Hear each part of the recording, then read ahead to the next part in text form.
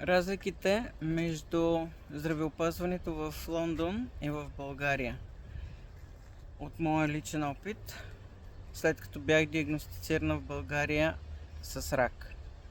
Значи, в България диагнозата ти се казва по телефона, прибирам се в Лондон, обаждам се на личния лекар, на следващия ден имах организиран час и се срещнах с екипа си в университетската болница.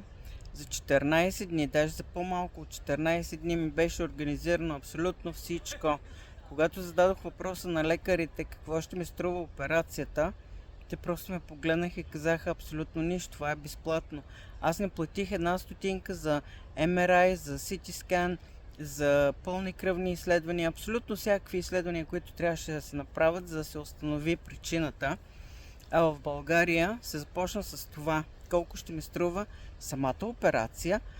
И когато попитах, добре, това включва ли скенер и другите изследвания, ми беше обяснено, не, госпожо, това е само операцията, която ще ви струва толкова и толкова пари.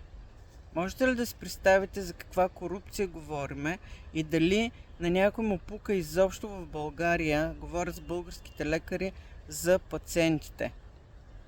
Другото, което е много важно, как ми беше доставена хистологията от България до Лондон.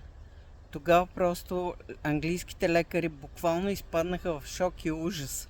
Но за това ще ви разкажа в следващото ми видео. И ако може всичките патриоти, така да се каже, да замълчат и да изчакат следващото видео преди да коментират. Благодаря ви!